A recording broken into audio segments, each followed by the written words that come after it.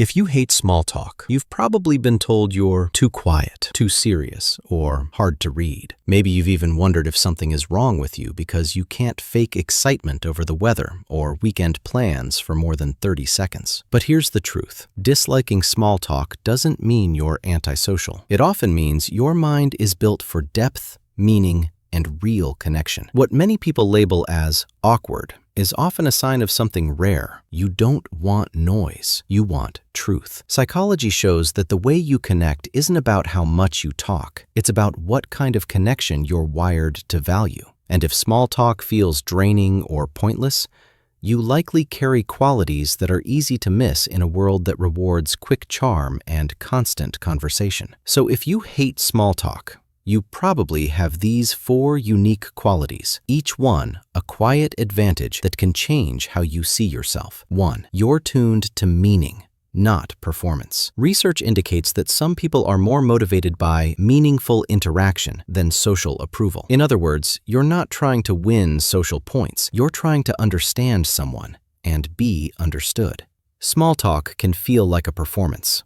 Smiles on cue, safe topics, quick replies, and your brain quietly asks, what's the point if we're not actually connecting? You're at a gathering. Someone says, so, what do you do? And you can already feel your energy drop. Not because you hate people, but because the conversation has a script. You answer, they answer. You both nod. It feels like 2 resumes talking to each other. This isn't social weakness. It's integrity. You don't want to pretend. You want to be real. And that's why, when you do speak, your words often land. People remember what you say because you're not filling space, you're choosing meaning. Try this mindset shift. You don't need to force yourself to enjoy shallow conversation. You can see it as a bridge, not a destination. You can walk across it without living on it. A few warm sentences can simply be the doorway to something deeper. 2. You have higher emotional sensitivity and stronger intuition. Psychology shows that people who are more emotionally sensitive often pick up on subtleties, tone changes, facial expressions, energy shifts. That can be a gift, but it also makes small talk feel exhausting. Because while someone is casually chatting,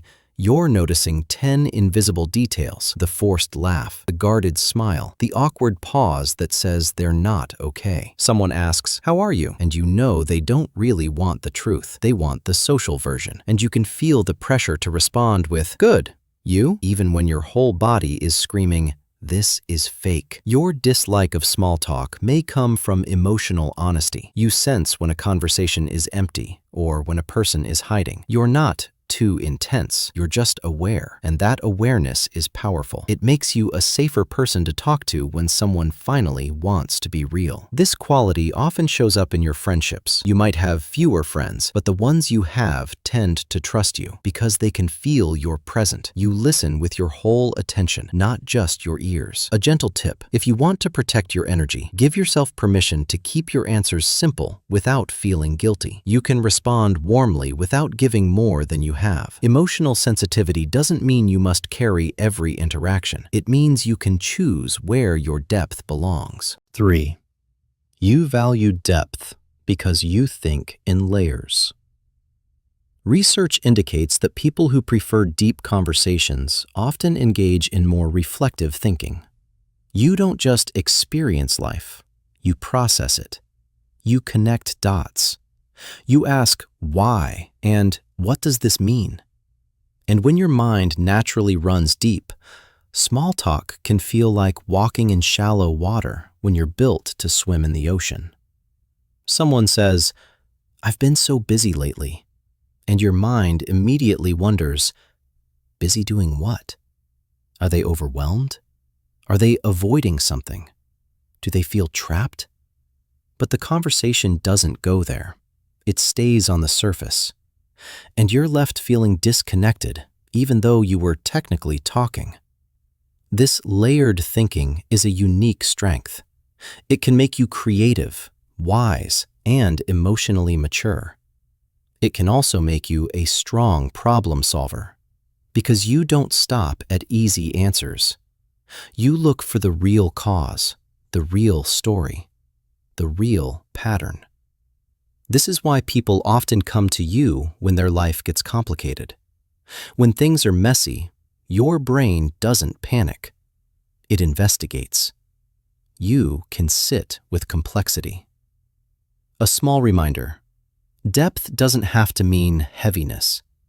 Deep can also be playful, curious, and light.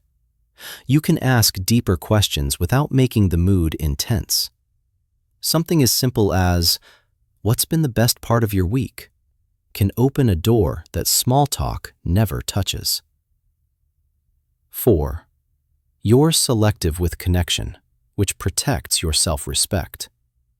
Psychology suggests that social energy is a real resource. Some people recharge by talking more. Others recharge by talking less. If small talk drains you, it's often because you're selective. You don't want to spread yourself thin across dozens of shallow interactions. You'd rather invest in a few meaningful ones. You leave a social event and think, "I talked to so many people. Why do I feel lonely?" Because the conversations didn't feed you. They didn't feel like connection. They felt like background noise. Your selectiveness isn't coldness. It's boundaries. It's self-respect. You don't give everyone access to the deeper parts of you, and that's healthy. It means you're not desperate for attention. You're intentional about belonging. This quality can also make you more resilient to peer pressure. You're less likely to change yourself just to fit in. You don't chase approval through constant conversation. You prefer authenticity over popularity. A helpful thought: being selective doesn't mean you're bad at people.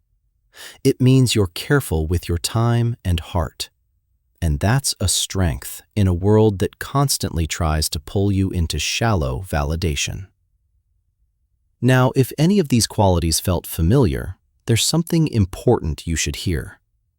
You don't need to become someone who loves small talk to be socially successful. You just need to understand your style of connection and honor it. Small talk is a tool. It's not a measure of your worth. It's not proof you're confident or likable. It's simply one way people warm up to each other. But your gift is that you're built for what comes after the warm-up. You're built for the moments when someone finally stops performing and starts being human. So here's your reflective takeaway. If you hate small talk, it might be because your mind is honest, your heart is sensitive, and your connection is intentional. That's not a flaw. That's a rare kind of emotional intelligence.